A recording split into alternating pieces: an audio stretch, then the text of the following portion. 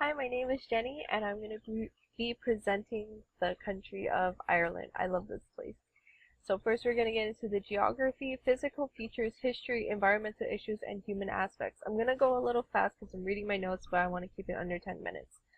So here we go. The Irish Isle was actually a broken piece that came off of the main continent of Europe. It's the most western expanse of Europe. It shares the same characteristics as the Scottish Caledonian Highlands, which Ireland was part of the English Isle and then it broke away, so they has the same characteristics. It was covered by ice during the Pleistocene period, and about 12,000 years ago, the ice melted, and now we have a lot of lowland areas in the central areas and low plains. The island itself is dissected by a lot of river systems, the biggest river being the River Shannon. Physical features of Ireland, a lot of different mineral compositions. Some of it is made out of limestone, predominantly in the county Galway. Sandstone, Namurian shale, which is an example here, as you can see the cliffs of Moher in County Clare. Basalt columns made from volcanic eruptions. Formed the Giant's Causeway, which is a very big physical feature, a tourist attraction in Northern Ireland in County Antrim, which is the picture here. It forms into these hexagon shapes, comes right out of the ocean, and the same basalt columns are also found in the Scottish Isle on the other side, about 12 miles away across that little channel over there. This map is depicting the Celts, their migration from central to more west Europe, all the way coming across the ocean and up into Brittany. I'm assuming that's how you say that. Over into Ireland on boats. Earliest period of people seen was the Mesolithic period, 8,000 to 7,000 BC, arriving on boats. The most predominant time for history where a lot of the cultivation starts is about 4,500 BC during the Neolithic period, where agricultural practices started, shelter building. One of the biggest noticeable remnants of that time would be Newgrange. It was made for ritualistic purposes, and this picture here, if you can see behind the word Europe, there's a transparent picture back there. Through that hole, during the winter solstice, the sun only shines on one day through that hole, and it lights up the whole entire cavern of the inside of Newgrange, just like this. So it was more of a religious practice. It probably had to do with a lot of the spirituality that they were not into, but that they practiced back then. During the Bronze Age was one of the biggest times for antiquities, and a lot of nice finery and jewelry and stuff made that have been found on the Irish Isle. About 1200 to 300 BC, the Iron Age had started, and the Celts and Druids, which Ireland is most famous for, as a tribal group that came and arrived in Ireland, and by about 400 AD, the Gaels, being the most predominant, conquered the whole entire island of Ireland. Ireland was never conquered by the Romans, even though they did have connection with England, who was part of Rome at the time. About 400 AD, Irish were raiding the English Isle and also were bringing back people to be workers or slaves to Ireland. One of them, of the famous ones being abducted, was St. Patrick, who wasn't a saint then, was just a young man. He escaped from Ireland, went back to England. It's like telling a huge story. Went back to England, joined the priesthood, had a vision that he was going to be not the savior of Ireland, but somebody to bring Christendom or Christianity to Ireland, to these Druids, pagan worshipping and stuff. And he went there, evangelized the whole entire island, became the patron saint. We celebrate St. Patrick's Day. Around 800, the Vikings raided Irish settlements and monasteries for treasure, resources, just like Irish invaded England. Norsemen invaded Ireland. At the same time, the monks wanted to preserve their faith and also all of their antiquities. So one of the most famous was the Book of Kells that they wrote, which had the 4 Gospels written from the New Testament in Latin.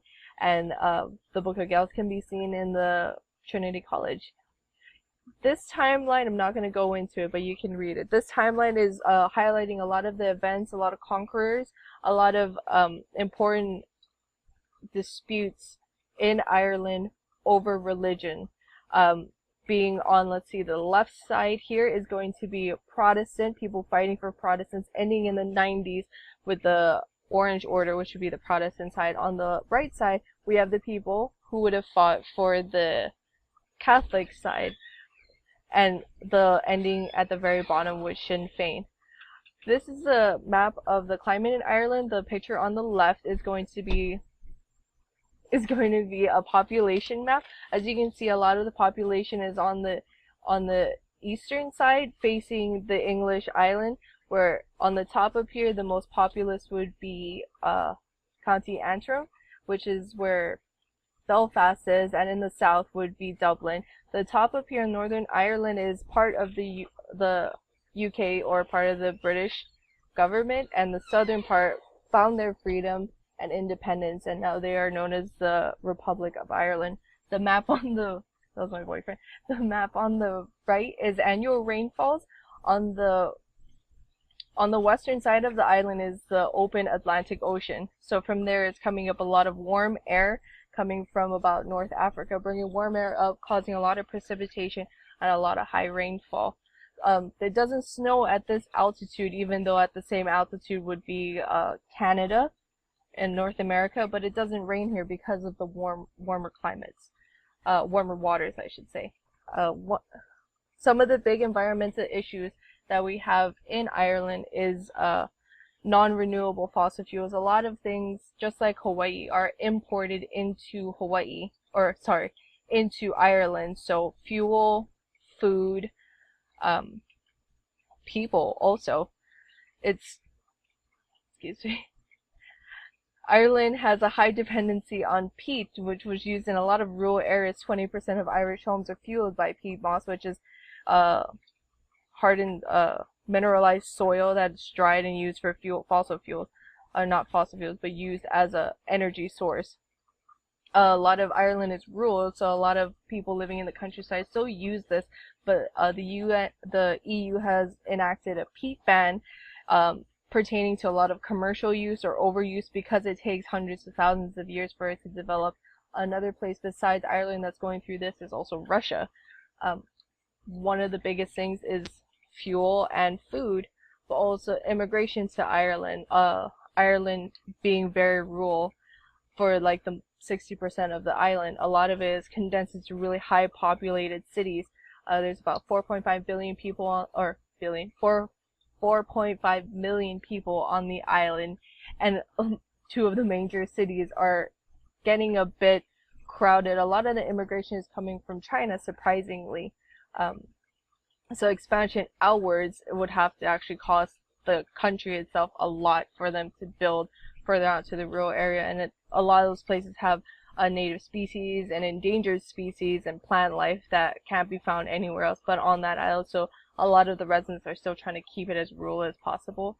An example of a sustainable need for food on the isle is what has happened in the past would be the Great Potato Famine, 1845 to about 1850. What happened during the potato famine? It was an airborne fungus that came on one of the ships that was delivering cargo, and it just killed off acres, just hundreds, thousands of pounds of potatoes. It killed about 1 million people during the famine, and another 1 million of them during that time immigrated to America, which was the prosperous country at the time. This map is going to depict starting about the time of the famine. It was actually a really great population, and it just plummeted from the 1800s going over to about the 2000s. It had a gradual decline because a lot of the people were leaving the country, moving to the U.S. And also during this time there was a lot of religious feuding, so there was a lot of warring going on, meaning to say that a lot of the men were either in a different country because they were immigrating there, or a lot of them were fighting for their beliefs, so there wasn't a great incline in population until we get to about the end of the Troubles, being about the late 90s. Population starts taking off. higher income, better wages and resources in Ireland. Uh, in the years that followed after the Great Famine, immigration to the United States increased, which is what we just talked about. 1850 to the 1930s, estimated 4 million on top of the already 1 million Irish passed through just New York's Ellis Island. Irish also immigrated to parts of uh, Australia, and New York. And we're going to go into the parts of America. They were looking for economy or just trying to escape the hardships that were present and still continue on after the famine. Here in America, a lot of the Irish, 39% during 1820 and 1860, up here in New England, and a lot of them moving to the plains areas because they were looking for a hard work, but they weren't scared about living a more harder life than what they had already left.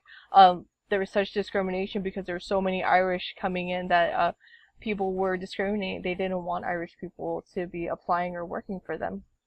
The cultural aspects of Ireland, there's been so much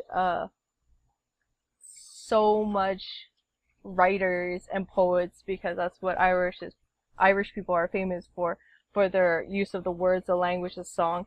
Notable people, writers, we have Francis McCourt, still alive. W.B. Yeats, one of the greatest poets. C.S. Lewis, Chronicles of Narnia. Oscar Wilde, What It Means to Be Earnest. James Joyce. And we also have famous inventors, the person who invented the Boyle's Law, chocolate milk, Guinness, fantastic beer, the hollow needle syringe, tattoo machines, and the portable defibrillator, all Irish inventions by Irish men. The language of Ireland was called the Gaelic. It's an insular Celtic language similar to Welsh, Britain, or Scots Gaelic. Right now, going on in Ireland, there is actually a revival of the Irish language, and along with that, the heritage of Irish people. There's a school, it's like a summer camp kind of, they go by Cleista Lurgan in County Galway, and you can find them on YouTube. I left some links for there, or you can just type in TG Lurgan, and you'll find they're doing contemporary music or very top 40 hits, all in Irish, using their traditional language. The school is 6 weeks long, and they teach you how to use the language in conversation, and also teaches Irish culture also. So a revival of not just the words, the music, the culture, the heritage, and it's only isolated to that island, whereas we have the same similarity here with the Hawaiian culture. And so I'm going to leave you with a few words of one of the great poets, W.B. Yeats. I hope you enjoyed my presentation. Thank you very much for watching. Bye.